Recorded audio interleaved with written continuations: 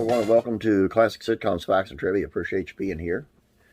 Today's video is on the most watched finales of classic television shows. Now, some of these aren't going to be as classic as what you're used to seeing here, but they're shows that I like. So I'm figuring, some of you would probably like them as well.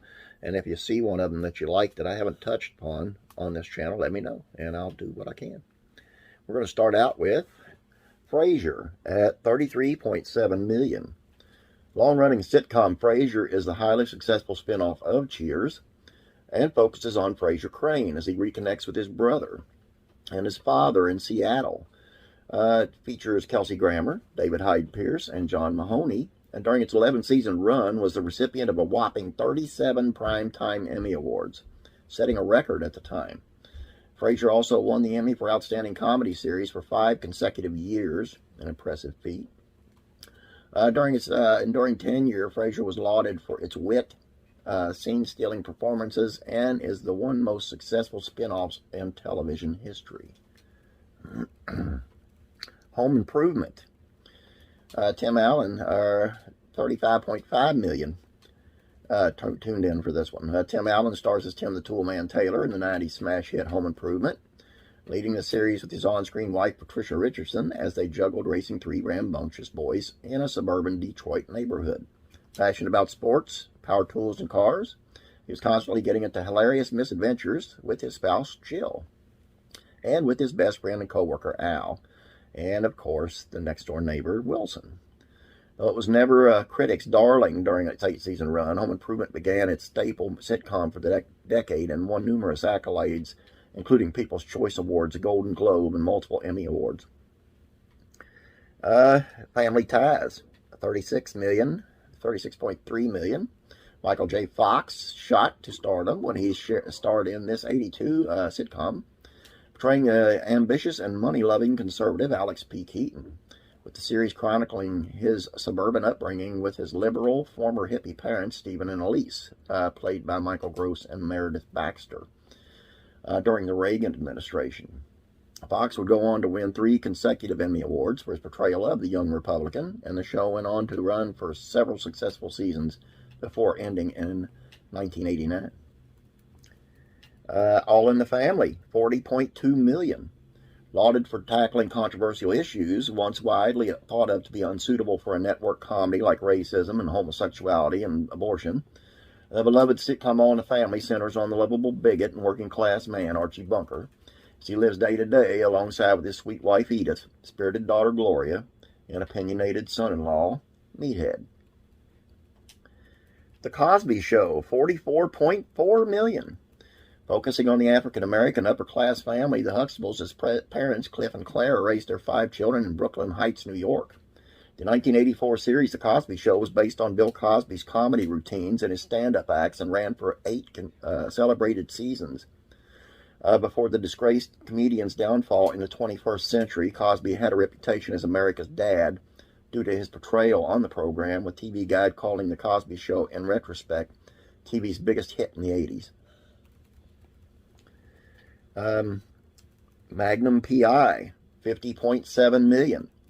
Now, Tom Selleck brilliantly portrayed, I'm sorry, I've got a pop-up here I've got to take care of. Tom Selleck brilliantly portrayed the mustached macho private investigator Tom Magnum in his critically acclaimed 80s staple Magnum PI, which follows a Hawaii-based private eye as he takes on a caller cases, both big and small, while enjoying the finer things in life. Friends, one of my favorites, 52.5 million.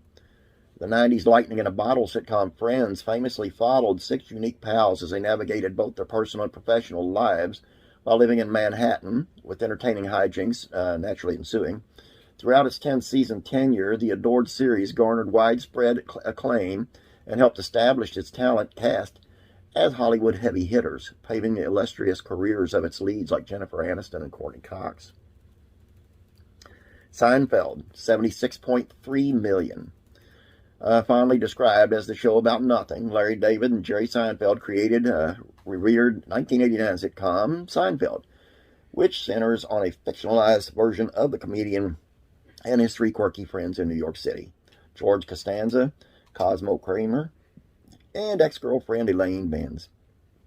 Co-starring the sensational Jason Alexander, Michael Richards, and Julia Louis-Dreyfus. The lauded and celebrated series depicts the neurotic misadventures, I should say, of the bickering gang. The Fugitive, $78 million. David Janssen headlined a thrilling 1960s crime drama series, The Fugitive, appearing as Dr. Richard Kimball, a man who is wrongly convicted of his wife's murder and is forced to go on the run in an effort to track down a real killer. Kimball is not only pursued by the relentless police lieutenant Philip Gerard, but also battles it out against the dangerous figure known as the One-Armed Man. Cheers, $80.4 million. 1982 feel-good sitcom Cheers famously takes place at the Boston bar where everybody knows your name, and they feature a group of locals who come together for drinks and conversation with proprietor and bartender Sam Malone, who's played by Ted Danson. Star-studded Cheers touted an impressive ensemble cast, including Shelley Long, Rhea Perlman, Kelsey Grammer, Woody Harrelson. His popularity led to Grammer receiving his own prominent spin-off, which was Frasier, after 11 seasons. And number one, MASH. Get this, 105 million people tuned in for the finale. Providing a fascinating look at the colorful doctors and staff at the 407th 7th Mobile Surgical Hospital during the Korean War, the groundbreaking 1972 war dramedy series MASH follows surgeon Benjamin Hawkeye Pierce, played by Alan Alda, and his buddies such as Trapper John, Klinger, and Radar, as they embrace humor as a way to cope with the harsh realities of war.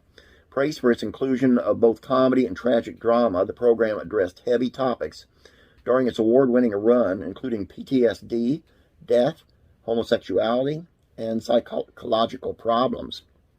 The series finale of MASH was the most watched American TV broadcast in history until the 2010 Super Bowl, with its final episode, Goodbye, Farewell, and Amen, attracting a staggering 105 million viewers, almost half the entire U.S. population at the time.